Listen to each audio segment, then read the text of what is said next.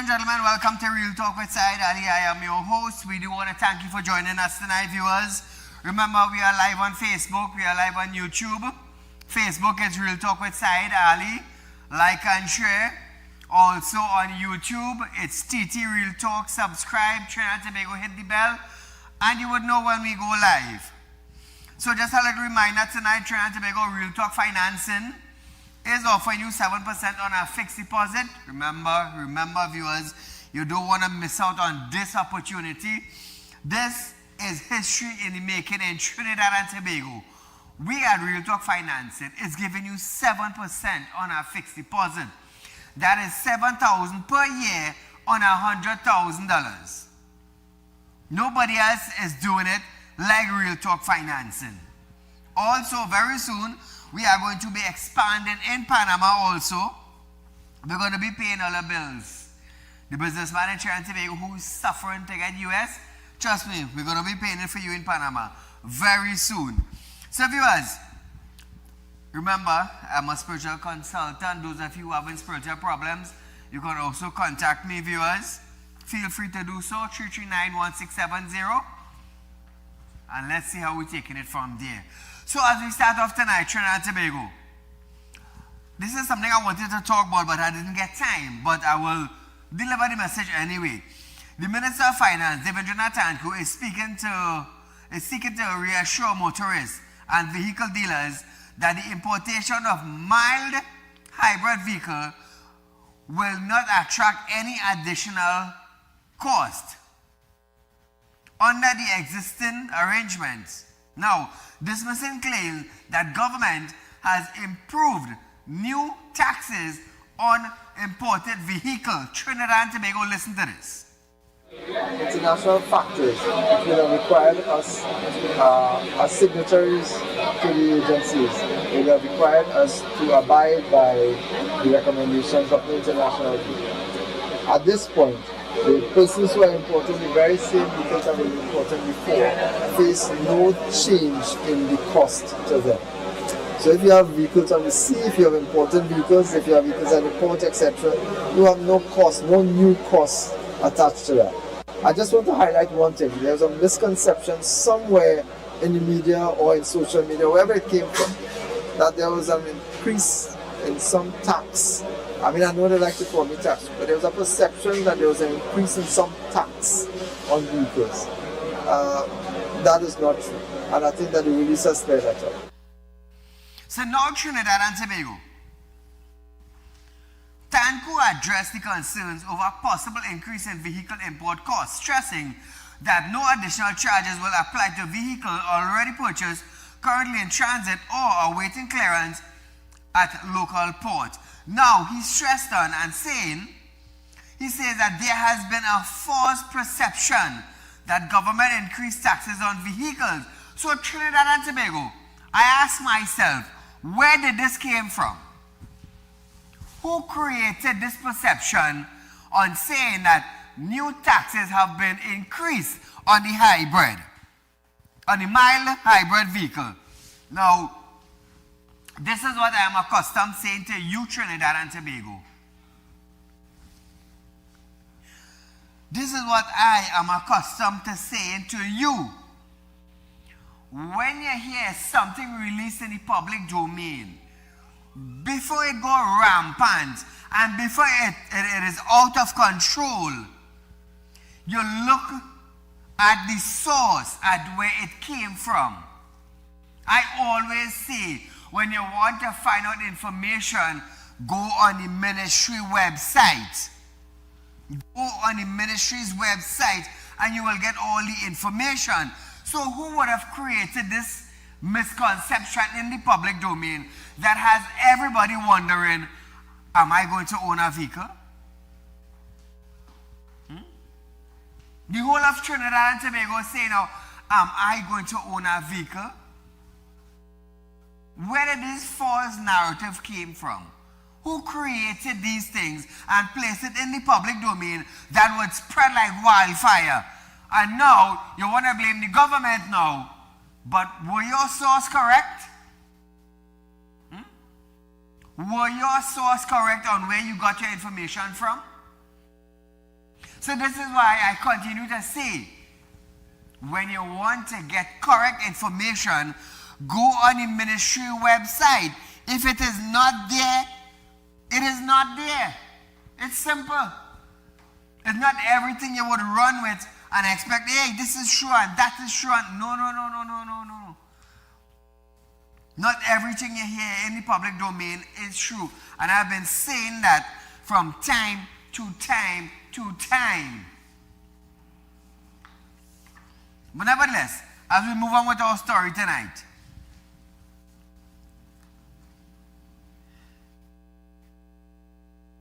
evolving. You stay too long. Evolving Technologies and Enterprise Development Company Limited, ETEC, has confirmed that negotiation between the government and Hilton International Trinidad Limited regarding the future operation of the Hilton Trinidad remains active and are in the final stage, with no decision taken to permanently discontinue the hotel operation. Earlier this year, reports emerged that the Hilton Group was preparing to withdraw its brand from the state-owned property amidst concern over the need for significant capital upgrade at the hotel. ETEC said it understands that Hilton has communicated with employees and the recognized majority union regarding the expiry date of the current lease. They clarified that all persons employed at the Hilton Trinidad and Conference Center are employees of Hilton International Trinidad Limited and not ETEC, adding that Hilton remained responsible for fulfilling its current employment obligations. So this is just to clear the air, Trinidad and Tobago. Hilton International Trinidad Limited is responsible for its workers, and negotiations are still going on, talks are still going on, so we don't want to pass no judgment yet. Even some would say that otherwise. But we just want to leave it right there. Negotiations are taking place. So moving on tonight, Trinidad and Tobago. Prime Minister Kamala Persad-Bissessar has defended the government plans to establish 30 joint army and police posts across Trinidad and Tobago, responding to criticism from the opposition.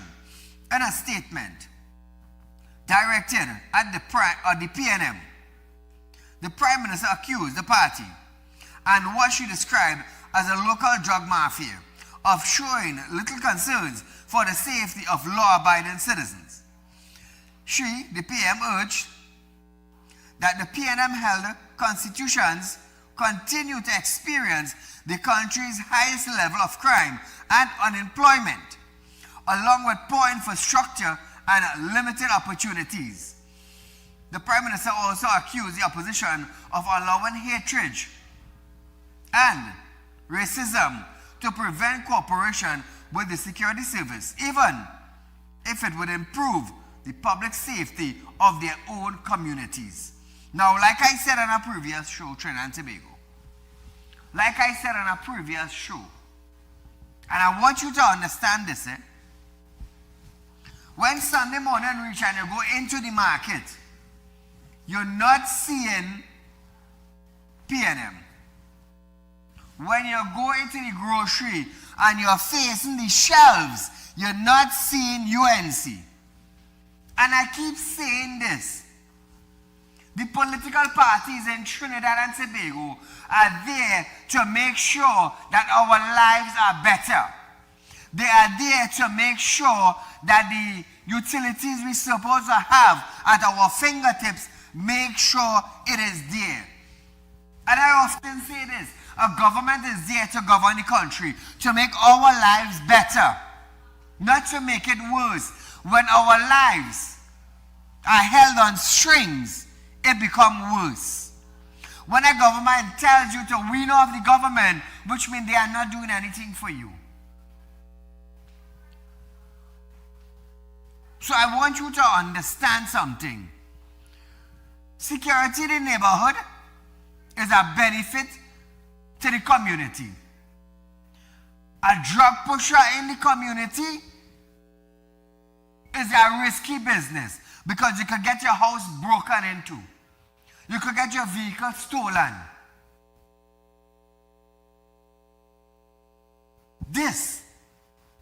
We have never had this in Trinidad and Tobago. Police posts around the country. Now I want you to understand something. Fitzgerald Hines was the Minister of Trinidad and Tobago, National Security, for quite some time. Marvin Gonzalez was in the Ministry of Security under PNM for quite some time. Dr. Keith Rowley was the head of the Security Council for quite some time. And ask yourself, where was the security for you when these three men were governed under security in the PNM administration? Ask yourself that. Where was your security? Where was the security for the community?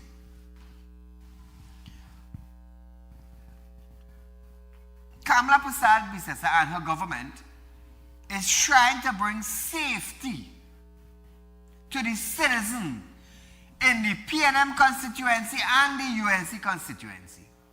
She's trying to bring safety to the PNM citizen and the UNC citizen.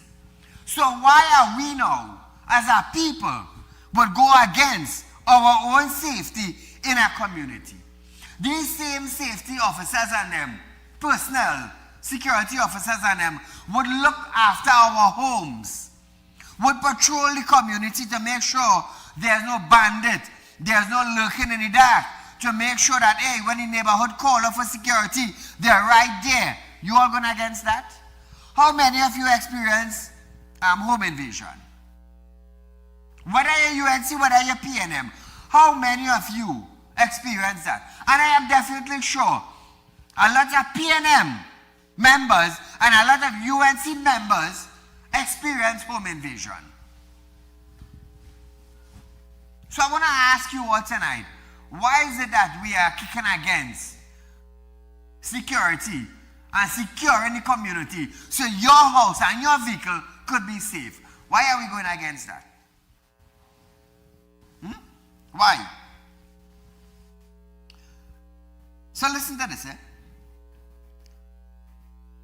However, her statement did not directly address concerns raised by opposition leader Penelope Beckles, who argued that the proposed initiative resembles aspects of the former Zone of Special Operation policy.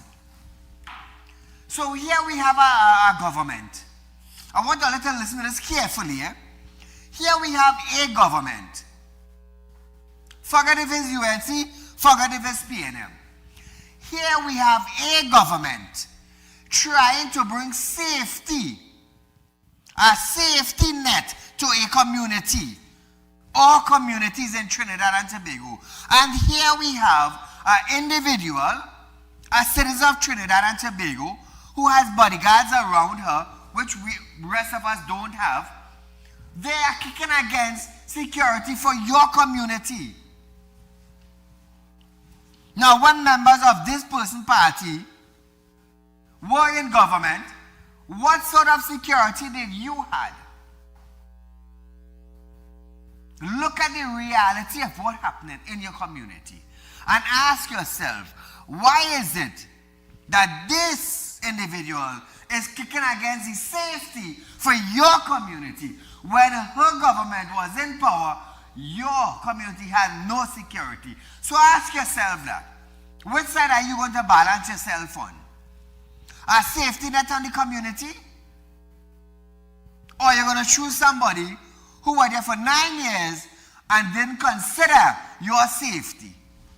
This is common sense, Trinidad and Tobago. This is common sense. Ask yourself that. Ask yourself that. Who are you going to take? A non-safety zone or a safety zone? So, Trinidad and Tobago, it is that time.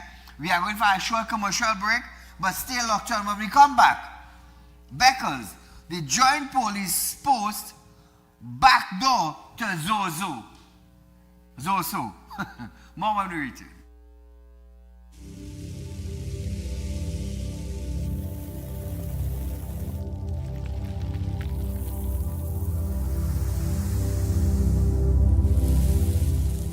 We'll be right back. When life throws you a curveball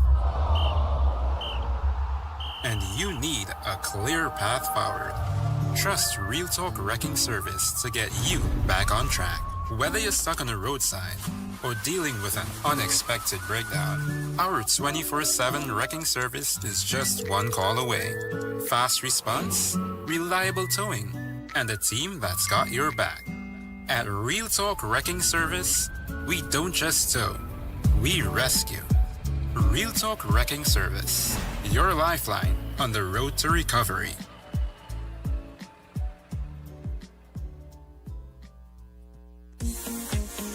True growth shouldn't make you wait. This month, Real Talk Financing is changing the timeline.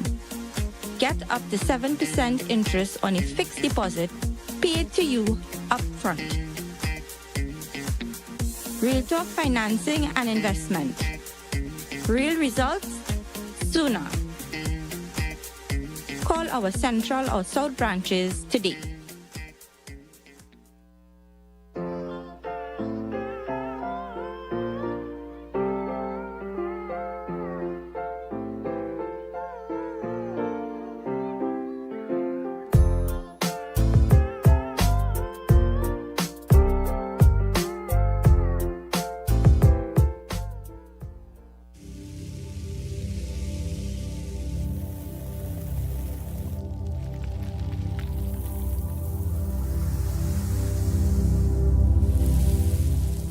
Welcome back. So welcome back, viewers. So we're going straight to the opposition now. Opposition leader Penelope Beckles is now questioning how the government selected the location for the initial 30 Joint Army and Police post. Listen to Penelope. Let us go back to Parliament a couple months ago when the Prime Minister and members of her government said that it is in PNM areas that the crime is taking place. In the main PNM areas, as a matter of fact, I recall they specifically made mention of Port of Spain North, St. Anne's West and Port of Spain South as two of the areas where you have a number of criminal activities, a number of gangs. So here it is, of the 30 areas selected, as far as I know, there are really two places, if I'm not correct, two places that are basically in the supposed area that they claimed had the majority of crime. Sometimes I just know why Penny just say, well, I have no comment and just stay quiet, you know. I don't know why Penny don't do that sometimes, you know. We had a minister when she was in the PNM, when they were governing Trinidad and Tobago. Her colleague, Fitzgerald Hines, told Trinidad and Tobago it is not his job to make them feel safe. Now Penny is asking how they came up with the ideas and the location. So viewers, she argued that if crime were under control, which her government couldn't bring it under control, she's saying to the nation, if crime were under control, there would be no need for what she described as a 4-month plan. The opposition leader further noted that the government stated that crime was on a decrease, and with the state of emergency due to end in September, she believes the latest initiative is but a last-ditch attempt to impact crime. But Penelope, under your administration, crime was rampant. Crime was rampant. All you had to come out and say as a leader of the opposition, this is all you had to come out and say. Well, we are watching to see And we would like to know more about this 4 months plan with this 30 joint army and police post.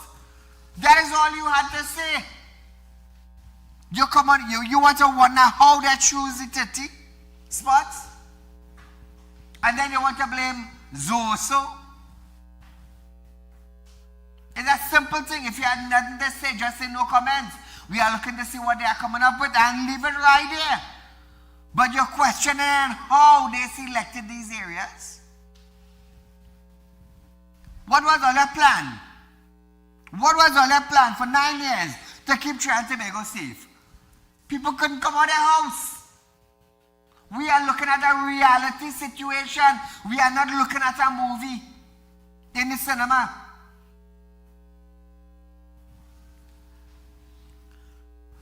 Beckles said this was like implementing the Zoso bill that failed in Parliament. Oh God, Penny, for shame's sake, man. If you have nothing to say, just say you have no comment. Trinidad and Tobago, take a look at this. The Prime Minister and her government came to the public last year and said, listen, we need to have a state of emergencies. There are gangs. We know where the gangs are. They have all these people under PDOs. Then if that is the case, then you know what really is the problem? They need to tell us. So is it that these people are under detention and yet still you are telling the country that you're not able to deal with crime? So don't come boasting and saying we have it under control, and within a week you come to the public and say, listen, the only way we could deal with this situation is we need to have these posts. This to me is implemented the Zoso bill that failed before the Parliament. So let me deal with this one step at a time. Gangs. Penny says the UNC administration know about the gangs. Faris talked about the gangs 9 years ago. Stuart Young talked about the gangs. Fitzgerald Hines talked about the gangs. Marvin talked about the gangs. Kate Rowley talked about the gangs. And to this date, after 9 years, Earl talked about the gang. Stephen Williams talked about the gang. 9 years up the road, nothing has been done to eliminate the gangs in Trinidad and Tobago. So I want to ask Penny now, if one man goes under a PDO from a gang, what happened to the next 2,000 or 3,000 individuals? I just want to ask Penny that. What is going to happen to the next 2,000 or 3,000 people that are in the gang, allegedly? What's going to happen to them? They're going to sit down and wait for one man to come out? Common sense, Penny. Common sense. Not everybody has it. So Trinidad and Tobago, the opposition is now of the view that the entire country deserves answers and is calling on the Prime Minister to address the nation. Listen to this. It's about time that the Prime Minister stops governing by tweeting, by Facebook, by Instagram, and that the Prime Minister comes and talks to the public so people could understand exactly how this is going to work. And we have now found ourselves where it's almost 3 months that you haven't had a cabinet press conference. So where is the Minister of Homeland Security? Where is the Minister of Defense? They too should be saying to the public, how did you arrive at this decision? How is it going to work? What is it going to cost you? And is it that at the end of the day, the public can feel safer with this initiative? Now, Penny, I agree with one thing that you said, that the present Prime Minister needs to come out and address the country more often. That I agree with you. Now, responding to questions on if the government's anti-crime plan is another form of the failed Zoso bill, Homeland Security Minister Roger Alexander rejected claims that this initiative was Zoso in another form. Roger Alexander. Anti-crime. I don't want to discuss this also. No. What I'm saying to you is this. In Tunapuna, the way I have structured my approach, it is show-line. It is also, as I said before, we are thinking people. You know? We are. So we often find ways to treat the things. We listen to the public, not those who mischieve us and chaos. You know? We're not about that. We listen to members of the public who are seeing things differently, so we can guide them, and we often take ideas from them. So now viewers, State on Roger Alexander. Homeland Security Minister have stated that the announcement of the Joint Army and the Police Post initiative is part of the government's broader crime fighting plan. He stated that the goal is to give citizens a greater sense of security, and it's the same thing I said just now. When you have a safety net in the community, people will be safe. But when you don't have a security safety net in the community, how would you be safe? So this is why I say just now, forget the UNC, forget the PNM, think about your community, think about your house, think about your vehicle parking under your house or in front of your house. Think about that. Think about somebody looking over your vehicle 24/7 in the community. Forget political party. Look at your safety. Listen to this video. Remember, it was said by several persons, and I agreed when they say we didn't have a crime plan. Because of course we didn't have a crime plan. Our plans are all anti-crime. It's about preventing crime. So I agreed with them for that. As it relates to our anti-crime plan, this is one of the strategies that we're about to use to give the public, give areas, constituencies, highways and byways that sense of safety and security with the presence and visibility of law enforcement officers anywhere you go, and in strategic locations, just in case there's a situation that arises. So now viewers, in response, even though the minister said that crime was down, he was questioned on why implement police posts and why now. So Trinidad and Tobago is obvious. It is obvious that in some areas of our country, the crime rate is very high. So I'll tell you this thing, I will say this tonight. If you don't put a police post, is why you didn't do it. And if you put a police post, is where you do that for. So I don't understand sometimes. Questions are being asked. Why are you putting this there now? But now we are in government. Now we want to secure the community. The administration they had before, they didn't care if your house got broken into. They didn't care if bandits running and rape and shoot and kill. They didn't care. But now you have a change in government. You have people want to safeguard communities, but you're asking why now? Ask Penny why her government didn't put police posts in communities. Ask Marvin Gonzalez. Ask Fitzgerald Hines. Ask Dr. Keith Rowley why you all didn't secure the communities. You know they can't answer that. But what they would say is the win of the government. Now, Trinidad and Tobago, I am not affiliated with no political party. I keep saying that. But what I look at is the reality that is happening around us. That is what I look at. So in response now, this is what Alexander had to say. If you're an honest worker and you have money in the bank, you want more money in the bank, or you will stop going to the bank because you think you're rich? Which is it? So I like to put them in context in place, right? It's about increasing what you already have in order to maintain. So it's not just that, all right, the crime is done and we are right, let's just relax. It's not about that. It's about giving the public that sense of safety and security that was left that was moved away from them for 9 years. I'm bringing it back with purpose and intention. Caller, good night. Mr. Saeed, showers of praises to you for another great program. I want to let you know, I talked to several people today.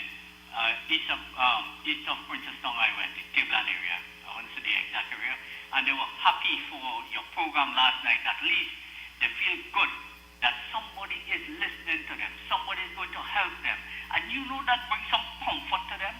Although nothing is happening. If you see some roads in George Village, where your family originated from, if you see the roads, man, you say this is Trinidad, and those people, when they listen to your program, it have a couple in particular I spoke to, man, they really just look at your program, and praises to you from these people. Great program, and they love your program very much. Anyway, now with this security 30 posts or 35 homes they're going to place all over the country, fine, you know. But when you talk to people in the country, and you talk to sensible people who in national security and who was part of this national security and so on, and you're seeing you haven't cleaned up the police service.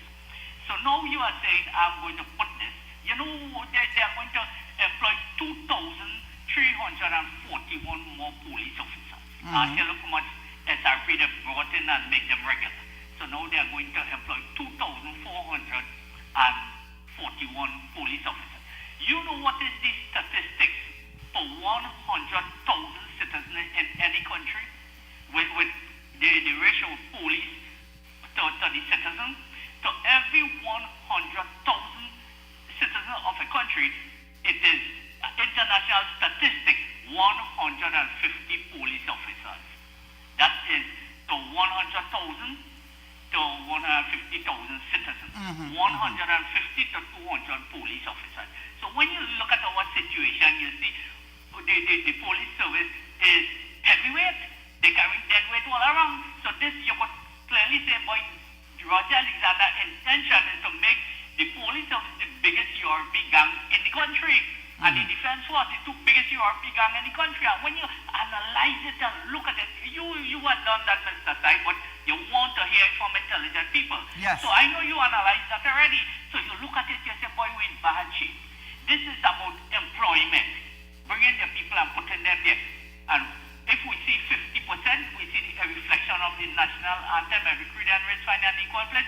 We say, fine, employ them too, put them in the gang, the URP gang. So when you look at it, we in a bad state in this country. And Roger Alexander, you have to explain more to the citizens, because this could be gimmickry. They established, the Prime Minister don't establish themselves as a bunch of gimmickry people.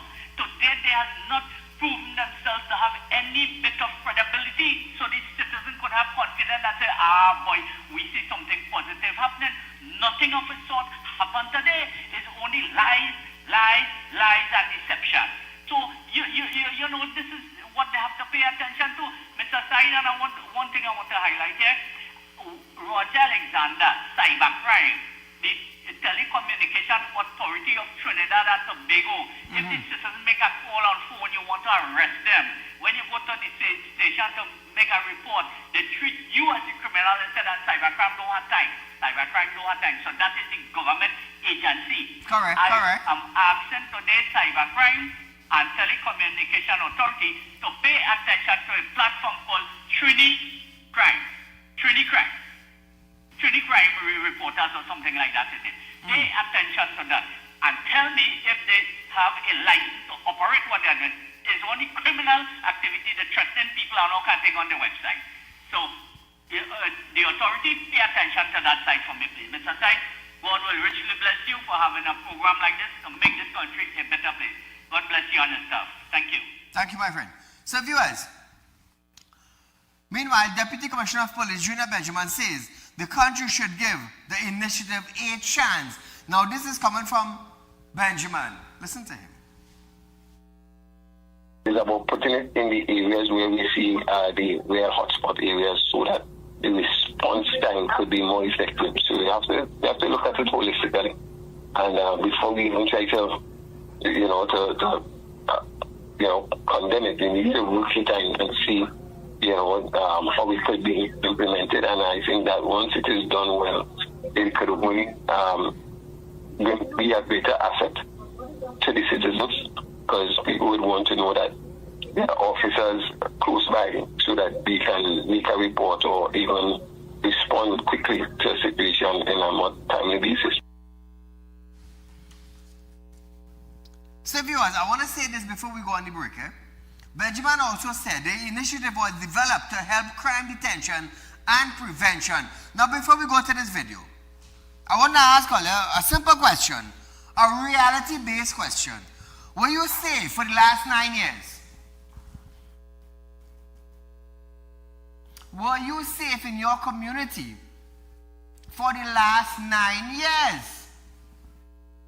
Now, there were communities that were riddled with home invasion and no security, police or army patrolling. And you had to deal with it. There were many who were raped. There were many who were beaten. There were many who were robbed. Some got shot to death. Were there security for the last 9 years? Did the last administration made an attempt to keep your community safe? Or do we enjoy hearing the words, "It is not my job to make you feel safe"? Try to make you listen to this. We are going to go back to the basics. And the basic is about crime prevention, crime suppression, crime detection, and at the end, crime conviction. And that is what we're going to be using to ensure that we, have a holistic approach.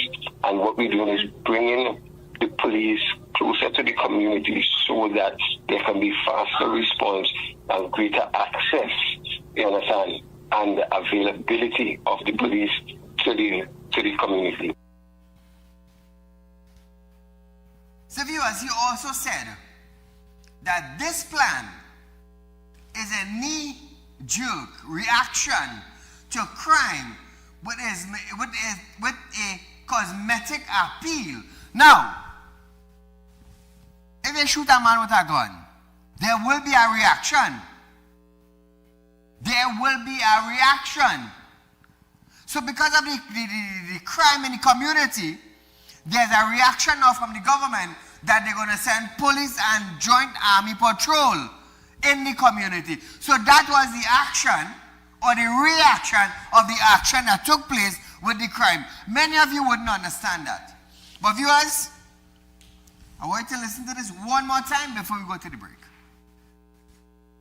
A police post does nothing other than be cosmetic, but this is the typical avenue used by politicians to cut ribbons and to fool the country into believing this is the avenue to reduce crime. It does not. It makes it worse. It is going to increase costs. It is going to increase overtime, and it is not in any way going to be used as a deterrent, because the criminal element knows that you stay in the police post, my job is to be in a vehicle and get in and get out.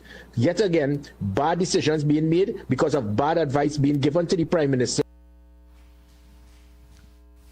So viewers, we are going for a short commercial break. Stay locked on. More news when we return.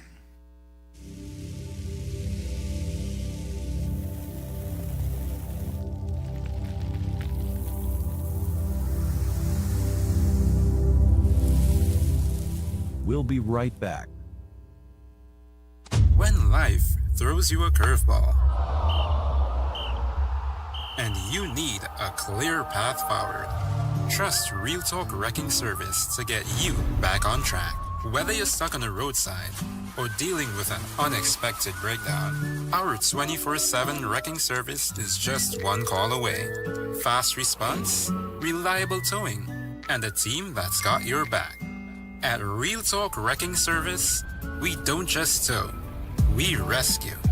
Real Talk Wrecking Service, your lifeline on the road to recovery.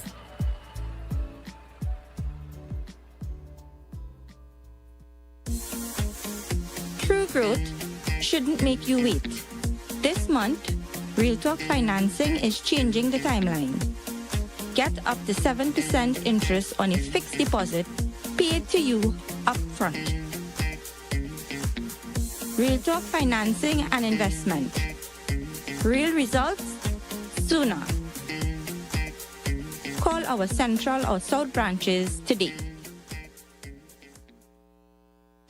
Connect with us on social media and don't miss the latest updates. Follow us on Instagram at RealTalk_Newsroom. Check us out on Facebook at Real Talk with Saieed Ali. Subscribe to us on YouTube at Real Talk Trinidad and TikTok at Real Talk with Saieed Ali.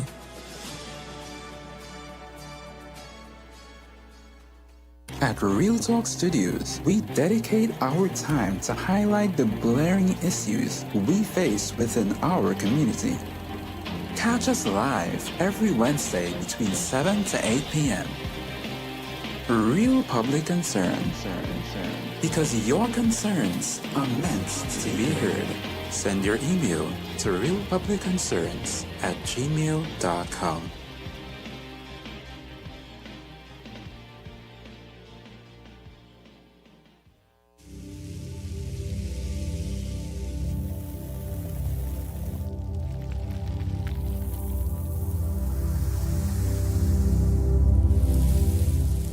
Welcome back. Roger Alexander have stated that the government plans to tap what he described as the largest labor force in the nation by deploying prison inmates sentenced to hard labor to help maintain public space while the replacement of CPEP is rolled out. Alexander said convicted prisoners will be brought out to assist with cleaning communities, cutting grass, and maintaining public areas. Trinidad and Tobago, I hear this. We are going to reintroduce where persons who have been charged and convicted by a court and is sentenced to hard labor, we are going to reintroduce those persons to come back out in the streets and help with the cleanup process.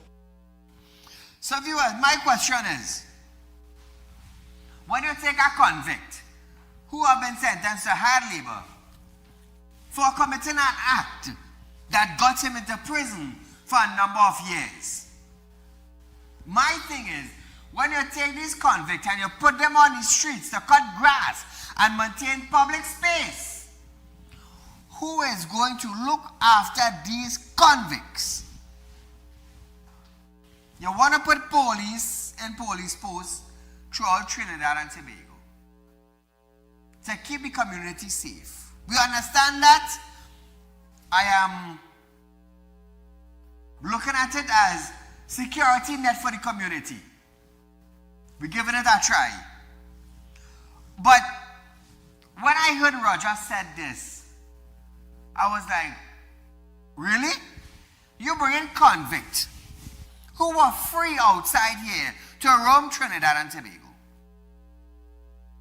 You was roaming the country freely without anybody having to, a former speaking like this, of anybody having to have a gun over your head. You were walking the road freely day and night, but you decided now to commit an act. And the courts sentenced you for a number of years with hard labor. Now Roger wants to bring these convicted individuals out in the streets. Who is going to look after these people? Ask yourself that. They were free at one point in time. They were free to roam the roads day and night. But now you get caught up in an act that you committed and you're behind bars. And now he wants to bring you back into the public. To what?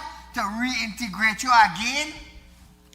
Trinidad and Tobago, if this man end up in Ward 1, he is far from reaching there. Take what I'm telling all you. You were free on the road. Liming, drinking, partying, working. But you decide to commit an act. And the court found you guilty. You have been sentenced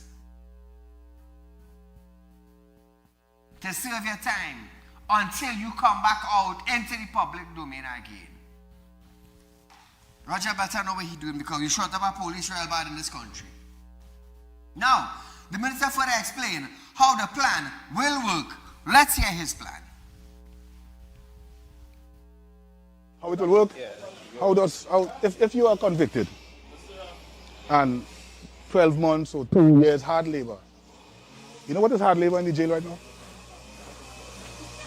A man smoking, a man is on his phone, internet, and all these things. That's not hard labor. And if someone is smart and is on the inside, he could use that process to start to reintegrate himself back into the public. Let the public see, listen, that fellow out there is hardworking. And it is happening right now to some people. So that's what we intend to reintroduce. We have the biggest, one of the largest labor force at the nation's prisons, and we really don't utilize them properly. And to be honest with you, it's the most silliest plan I ever heard. The most silly. You want to integrate them back into society. What you going to tell them? Some of them are seasoned criminals, have been to prison more than once. There's a reason why they are there than outside here in the free world. Call a good night. Good night, Mr. Saieed, boy. Good night, good night. Good show as usual, man. Mr. Saieed Ali. Mr. Saieed, yes, we have a prime minister that is trying, according to you, to see about our security system where the citizens of this country is concerned. Yes, you put in 30 security, 30 police forces in various places in this country. Yes, the post that you're putting is a building. What is the integrity of the army men and the policemen that you're putting in these posts? Nothing is going to happen, sir. I am going to tell you something on your TV, on your show today, that everybody in this country knows. That crime in this country reached so far and so big and such of a big money-making thing, that is the people who have the money and the people who have the position is who running crime in this country. And I am saying that if we don't check the integrity of these policemen and these army men, they are the same citizens that living in this country that you're going to put there. And I am saying that they're all involved. Only 10% of the police force in this country and the army force is not involved in wrongdoing. Very little, very little. And to give you an example and to show you how they're only trying to fool the citizens of this country, I'm going to tell you one thing on this show. Let Mr. Alexander come out to the public and tell this country how he know Mr. Fishy from Lavanti after the triple murder. How come all of a sudden he know him? How come he didn't tell in the public of Trinidad and Tobago that he had known him before? How come he know him now after the triple murder? This thing is filling up in mud. Madam Prime Minister, you playing with the same mosquitoes that are going to fly and bite you. They bite you already, Madam Prime Minister, and they're going to bite you again. I am telling you that. As a citizen that's standing by of this country and looking on. Thank you, sir. Thank you, my friend. So now, viewers, defending the prison labor proposal, he said it will also help reintegrate inmates.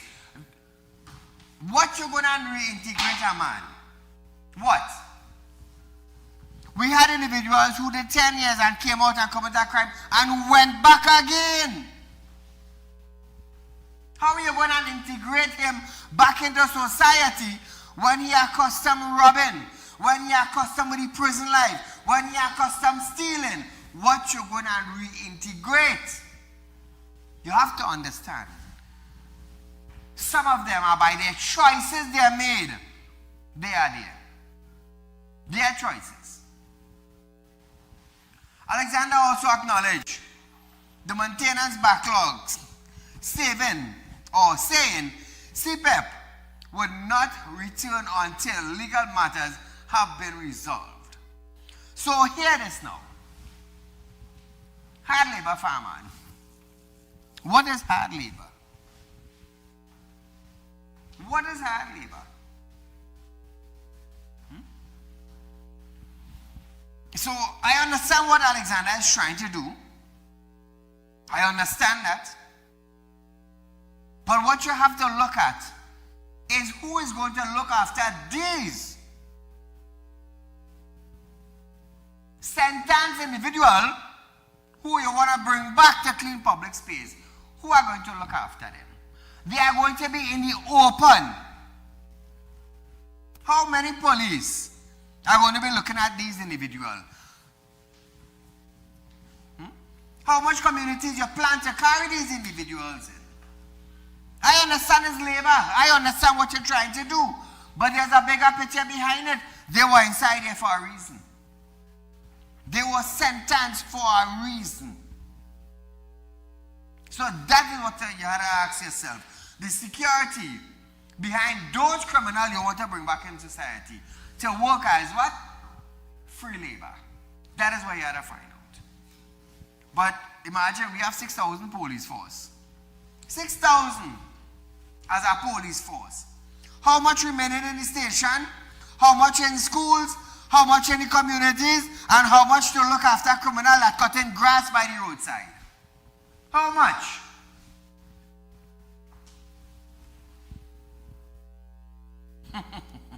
This has a lot of planning in it. A lot. I just want to remind you that these men were once walking the road freely and by choice. By choice. They are where they are tonight. Trying to go. We fabric? So here is viewers. In other news, economist Dr. Marlene Artes is warning that Trinidad and Tobago's latest unemployment figures represent more than just statistics, saying thousands of households are now facing increased financial pressure. Artes says the impact of about 6,000 job loss recorded between January and March this year, according to data from Central Statistical Office, extended far beyond those who became unemployed. She noted that the latest job loss statistics came after over 5,000 workers were affected by the closure of several government programs last year, adding to pressure on livelihood. She also pointed to the closure of Nutrient and the surrounding Methadox operation and announcement involving Nestles and other business closure as signs of broader economic challenges. Trinidad and Tobago, this is a reality we live in, eh? So listen to this. The real impact of these job losses is felt around the kitchen table, and it comes down to whether families can afford groceries, whether they can pay the mortgage or in many cases the rent, or whether they can purchase medication or have the financial wherewithal to put a healthy meal on the table. We have to look at them together and see them as some signs of the economic health of Trinidad and Tobago and a reflection of some of the broader economic challenges facing the country. So now viewers, Dr. Ronald Ramkissoon, who's also an economist, stated that while the latest labor force report contains some positive indicators, the figure should be interpreted carefully. He also cautioned against assuming that growth in the energy sector will automatically generate jobs. It don't always do that because not much of us are skilled individuals. We have to understand that also. So viewers, listen to this. We don't take one quarter or one data and make a lot out of it, because of course the data, as the year progresses and as we get more recent data, can change, either increasing the unemployment rate or decreasing that rate. If the emphasis and the hope is pinned on the energy sector, we must be aware that the energy sector is not a high employment area. It is capital intensive, which means it is more capital and less employment. So viewers, Minister of Planning Dr. Kennedy Saratan Singh have stated that nearly 6,000 job loss during the first 3 months of 2026 should not be viewed in isolation. He urged that the decline reflects a recurring post-Christmas employment pattern and does not by itself signal a weak labor market. Saratan Singh said employment actually increased by approximately 5,100 people, moving from 558,900 in the first quarter of 2025 to 564,000 in the first quarter of this year.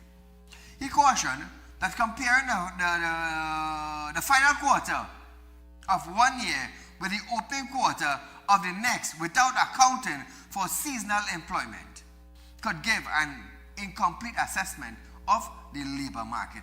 So now Trinidad and Tobago. So during the Christmas time last year, we would have had, let's say, 5,000 employed. And after Christmas into Carnival, let's just say the employment would drop and about 2,000 would be sent home. And then coming along now, a little after Carnival, another 2,000 sent home. So while these 4,000 are being sent home from stores, let's class it as that, stores and groceries, what about in other departments of growth? What about companies? What about who decided to be self-employed?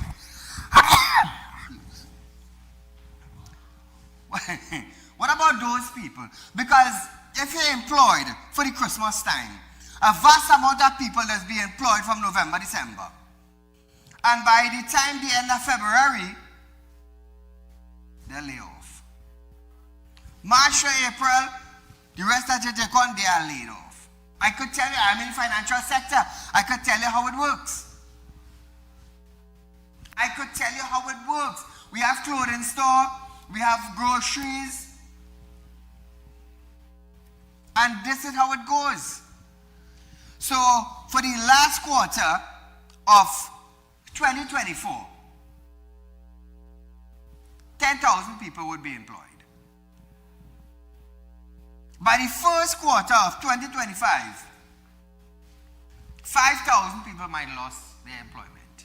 Seasonal is what you call it.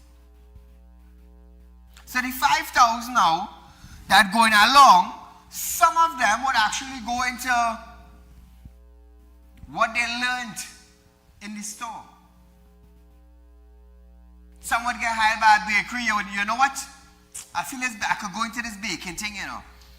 So when you get laid off from the bakery now, you decided to do baking. And you open an online store, as we see have been promoting recently. So Trinidad and Tobago, there's a lot I could explain, but time is limited. So tonight I must say good night. Thanks for viewing. Spread the word, Real Talk. Also, a rerun of this program is tomorrow, 11 to 12:30. We'll be right back here another night. Until then, Trinidad and Tobago, be safe.